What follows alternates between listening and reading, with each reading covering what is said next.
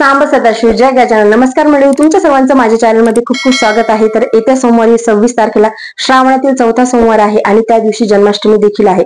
हा अतिशय दुर्धर शर्करा योग जुळून आला आहे. आपण याला हरी आणि हर भेट देखील म्हणू शकतो. सुरू झाला आहे आणि आता सुरू आहे तो म्हणजे श्रावण महिन्यामध्ये आपण महादेवांची पूजा अर्चना करत असतो, त्यांची आराधना करत असतो, व्रत वैकल्य करत असतो.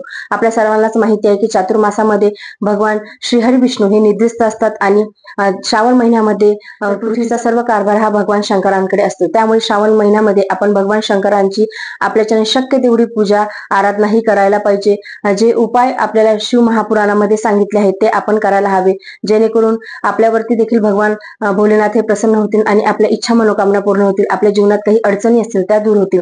तसेही भगवान शंकर हे अतिशय भोले आहेत, ते आपल्या भक्तांवरती लवकर प्रसन्न होतात. त्यामुळे जर का तुम्ही श्रावण महिन्याचा उपवास करत नसाल, जीवनामध्ये काही अडचणी असतील, तुमच्या मनोकामना पूर्ण होत नसतील, तुमच्या शारीरिक काही अडचणी असतील, तर व्हिडिओ शेवटपर्यंत नक्की बघा, तुम्हाला त्या गोष्टी समजून जातील. श्रावणातील चौथा सोमवार आहे आणि त्या दिवशी जन्माष्टमी देखील आहे. हा अतिशय दुर्धर शर्करा योग जुळून आला आहे. त्यामुळे हा दिवस असाच वाया घालू नका. या दिवशी जर का तुम्ही उपवास करू शकले नाही तर पूजा अर्चना नक्की करा, नामस्मरण करा. त्यासोबतच मी जे काही उपाय तुम्हाला सांगणार आहे ते करण्याचा नक्की प्रयत्न करा. उपाय अतिशय छोटे आहेत, पण छोट्या छोट्या गोष्टी कधी कधी खूप मोठं काम हे करून देतात. त्यामुळे जर का तुम्हाला भोलेनाथांना प्रसन्न करून घ्यायचं आहे, त्यांची कृपा दृष्टी जर का तुमच्यावरती राहावं असं वाटत असेल तर व्हिडिओ शेवटपर्यंत नक्की बघा. आणि व्हिडिओ बघत असताना हर हर महादेव किंवा सांब सदाशिव लिहायला विसरू नका. साथ देत नाही किंवा कोणाला उपवास सहन होत नाही तर तुम्ही शिवलिंगाची पूजा तरी श्रावण महिन्यामध्ये अवश्य करावी. जल अभिषेक करावा, बेलपत्र अर्पण करावे. आपण जाणून घेणार आहोत की श्रावणातील चौथ्या सोमवारी शिवलिंगाची पूजा कशी करायची आहे, शिवामूठ कुठली अर्पण करायची आहे. कृष्ण जन्माष्टमी आणि श्रावणातील चौथा सोमवार एकत्र असल्यामुळे उपवास कसा सोडायचा आहे, म्हणजे तुम्ही जर का श्रावण सोमवार करत असाल किंवा जन्माष्टमी करत असाल तर उपवास कुठला सोडायचा आहे, किंवा ज्यांना दोन्ही उपवास आहे त्यांनी उपवास कसा सोडायचा आहे, त्यासोबत उपाय कसा करायचा आहे, कुठला करायचा आहे, याबद्दलची सर्व माहिती आपण आजच्या व्हिडिओमध्ये घेणार आहोत. त्यामुळे व्हिडिओ शेवटपर्यंत नक्की बघा. चला तर व्हिडिओला सुरुवात करूया. किंवा पाठ घ्यायचं, त्याच्यावरती शुभ्र वस्त्र घ्यायचं आहे आणि आपल्याला शिवलिंगाचा अभिषेक करून घ्यायचा आहे. तर तुमचा जर का रुद्राभिषेक तुम्ही करत असाल तर रुद्राभिषेक तुम्ही करून घ्यायचा आहे. रुद्राभिषेकाचा स्पेशल व्हिडिओ बनवला आहे, तो देखील तुम्ही आपल्या चॅनलवरती बघू शकता. तर शिवलिंगाचा अभिषेक करून घ्यायचा आहे. शिवलिंगाचा अभिषेक करताना तुम्ही सांब सदाशिव हा मंत्र म्हणू शकता. मी अगोदर यावरती व्हिडिओ देखील बनवला आहे की शिव पंचाक्षरी आणि शिव षडाक्षरी मंत्र आपण का म्हणायचे नाही, म्हणजे आपण यासाठी म्हणायचे नसतात की आपण ते गुरुकडूनच गुरु दीक्षा घेतल्याच्या अनुग्रह घेतल्याच्या नंतरच आपण ते मंत्र म्हणू शकतो. तर म्हणजे तसे तुम्ही म्हणू शकता, म्हणायला काही हरकत नाही. त्या मंत्राचं फळ एवढं मिळत नाही आपल्याला. तर पाण्याने अभिषेक करून घ्यायचा आहे, त्यानंतर परत दुधाने अभिषेक करायचा आहे. शिवपूजेमध्ये आपण प्रत्येक सोमवारी पंचामृताने, पाण्याने, दुधाने हा अभिषेक नक्की करावा. दूध हे कधीही कच्चं घ्यावं. पाण्याने परत अभिषेक करून घ्यायचा असतो, म्हणजे कुठल्याही वस्तूने जर आपण अभिषेक केला तर परत पाण्याने आपल्याला अभिषेक करून घ्यायचा आहे आणि आपला सांब सदाशिव हा मंत्र आपल्याला चालू ठेवायचा आहे. किंवा तुम्ही शिव देखील म्हणू शकता. ज्यांचा रुद्राभिषेक आहे त्यांनी रुद्राभिषेक हा करून घ्यायचा आहे. जे दर सोमवारी रुद्राभिषेक करतात त्यांनी रुद्राभिषेक हा करून घ्यायचा आहे. आपल्याला पिंड स्वच्छ करून घ्यायचे आहे आणि आपल्याला पूजेला सुरुवात करायची आहे. तर शिवलिंगाचा हा जो भाग असतो, ज्याला आपण जलाधारी म्हणतो, ते कधीही तो जो भाग आहे तो उत्तरेकडेच असावा, म्हणजे शिवलिंगाचे तोंड हे उत्तरेकडेच ठेवायचं आहे. भस्म लावून घ्यायचंय. भस्म हे आपल्याला 3 बोटांना लावून घ्यायचं आहे. ब्रह्मा, विष्णू, महेश यांचा वास या 3 बोटांमध्ये असतो. तर आपल्याला अशा प्रकारे भस्म शिवपिंडीला लावून घ्यायचं आहे. आपण आपला सांब सदाशिव हा मंत्र जप कंटिन्यू ठेवायचा आहे. चंदन लावून घ्यायचं आहे. गुलाल अर्पण करून घ्यायचं आहे. मी नेहमी सांगते की शिवलिंगाची पूजा करताना कधीही अक्षदा ह्या अर्पण कराव्यात. म्हणजे तांदूळ हे महादेवाला खूप प्रिय आहे, त्यामुळे अक्षदा हे अर्पण कराव्या. आपण केलेलं पूजा, आपण केलेलं काम हे अखंड राहते, अक्षत राहते आणि आपल्याला पूजा ही फळाला येते. त्यामुळे कुठल्याही पूजेमध्ये अक्षदा ह्या नक्की अर्पण कराव्या. तर अक्षदा अर्पण करून घ्यायच्या आहेत. त्यानंतर आपल्याला बेलपत्र अर्पण करायचं आहे. बेलपत्र हे स्वच्छ नीट बघून घ्यायचं आहे. ताजं बेलपत्र, तुटलेलं फुटलेलं बेलपत्र हे घ्यायचं नाही. आणि बेलपत्र ही सरळ आपल्याला अर्पण करायचं असते. सरळ म्हणजे कसं, ही जी बाजू असते, ही जी फ्रंट बाजू असते ती शिवलिंगावरती असावी आणि ही जी बाजू असते बॅक साईडची ती आपल्याकडे वरती असावी. अशा प्रकारे आपल्याला बेलपत्र अर्पण करायचं आहे. तुमच्याकडे जर का एकच बेलपत्र असेल तर एक बेलपत्र असताना देखील तुम्ही हजारो बेलपत्र अर्पण केल्याचं पुण्य मिळू शकता. तर त्यासाठी एक मंत्र मी तुम्हाला सांगते, तो मंत्र बोलायचा आहे. जर तुमच्याकडे एक बेलपत्र असेल तर, तसं तर आपण 108 बेलपत्र हे शिवपिंडीवरती श्रावण महिन्यामध्ये अर्पण करत असतो, परंतु तुमच्याकडे एकच बेलपत्र असेल तर तुम्ही हा मंत्र म्हणू शकता. तर मंत्र असा आहे: त्रिदळ त्रिगुणाकार त्रिनेत्रेसर त्रिआयुधम त्रिजन्म पापसंहारम एक बिल्लव शिवार्पण. बोलत बोलत हे बेलपत्र आपल्याला शिवलिंगावरती अर्पण करायचं असते. तर तुम्ही हा मंत्र तुमच्याकडे जर का 108 बेलपत्र असेल तेव्हा देखील म्हणू शकता. तर आपल्याला 1000 बेलपत्र केल्याचे पुण्य लागते. तुमच्याकडे जेवढे बेलपत्र असतील तेवढे तुम्ही अर्पण करून घ्या. एक बेलपत्र असेल तर तुम्ही हा मंत्र बोलू शकता. अशा प्रकारे आपल्याला महादेवांचा शृंगार हा करून घ्यायचा असतो.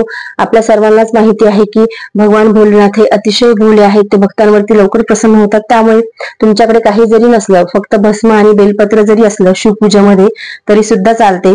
आणि महादेवांना आवडणारं पांढरं फूल, म्हणजे कधीही महादेवांना, भगवान शंकरांना आपल्याला हे पांढरं फुलं समर्पित करायचं असते. लाल फुल हे त्यांना अर्पण करू नये, असं म्हणतात की त्यांचं डोकं दुखते. त्यामुळे कधीही आपण महादेवांना शुभ्र असं पांढरं फुलच हे अर्पण करत असतो.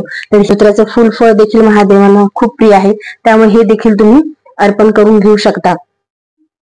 तर जे शिवपूजेमध्ये असेल ते तुम्ही अर्पण करू शकता. आपल्या घरामध्ये तुम्हाला हे जर का फुल फळ जरी नाही मिळालं तर तुम्ही बेलपत्र, भस्म, तांदूळ या गोष्टी देखील तुम्ही महादेवांची पूजा ही करू शकता. हे गोकर्णाचं फुल देखील महादेवांना खूप प्रिय आहे. हे देखील शिवपूजेमध्ये नक्की असावं. हे पांढऱ्या प्रकारचं असते किंवा निळ्या प्रकारचं देखील असते. म्हणजे हा डार्क, इथे हा जो कलर आहे याच्यामध्ये थोडंसं निळसर आहे, परंतु व्हाईट, पूर्ण व्हाईट असते किंवा पूर्ण ब्ल्यू देखील हे फुल असते. आणि हे देखील महादेवांना अर्पण करणं हे खूप खास मानलं गेलं आहे. त्यामुळे तुम्हाला जर काही मिळालं गोकर्णाचं फुल, आणि हे कुठेही इझिली मिळून जाते, तर तुम्ही ते देखील तुम्ही अर्पण करू शकता.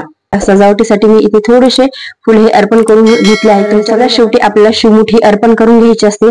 तर यावेळेस आहे चौथा श्रावण सोमवार, आणि चौथ्या श्रावण सोमवारी शिवामुठ ही जवस आहे, कुणी त्याला जव देखील म्हणते. या सगळ्यांमध्ये थोडंसं कन्फ्युजन आहे.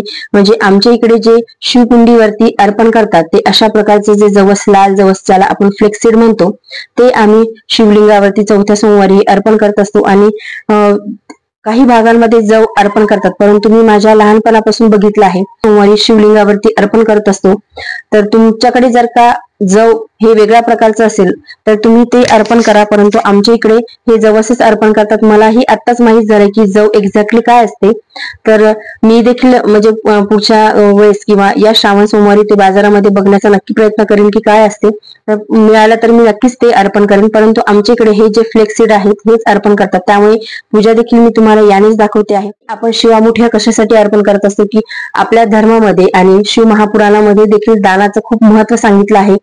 जे आपण प्रापंचिक लोक आहेत त्यांनी दान हा नक्की करावा. जे मनुष्य जन्म घेतला आहे त्यांनी दान हे नक्की करावं. शिव महापुराणामध्ये असं सांगितलं आहे की जे प्रापंचिक असतात त्यांनी कुठल्या कुठल्या गोष्टींचं दान करायचं याबद्दलची देखील सविस्तर माहिती शिव महापुराणामध्ये सांगण्यात आलेली आहे. तर जे प्रापंचिक लोक असतात त्यांनी यथायोग्य दान, यथाशक्ती दान हे नक्की करावं. त्यामुळेच आपण शिवामुठी अर्पण करत असतो. अर्पण करायची आहे ते मी तुम्हाला सांगते. शिवामुठ अर्पण करताना कधीही धान्य थोडंसं ओलं करून घ्यायचं असते. म्हणजे तुम्ही जर का अशा मुठीमध्ये तुमचं धान्य घेतलं तर थोडंसे धान्य ओलं करून घ्यायचं आहे, आणि त्यानंतरच शिवामुठ आपल्याला ही अर्पण करायची असते. शिवा शिवा महादेवा पहिली मुठ शिवाशी अर्पण असं म्हणून आपल्याला शिवमुठी अर्पण करायची असते. आणि त्यानंतर दुसऱ्यांदा परत शिवमुठी अर्पण करायची आहे. शिवा शिवा महादेवा दुसरी मुठ शिवाशी अर्पण, त्यानंतर तिसरी मुठ अर्पण करायची असते. शिवा शिवा महादेवा तिसरी मुठ शिवाशी अर्पण. तर अशा प्रकारे आपल्याला शिवमुठी ह्या अर्पण करायच्या असतील. तर प्रत्येकाकडे ह्या पद्धत वेगळ्या असू शकतात, मंत्र हे वेगळे असू शकतात. तुमच्याकडे जसं मंत्र बोलतात, जशी पद्धत आहे त्या पद्धतीनेच तुम्ही करायचं आहे.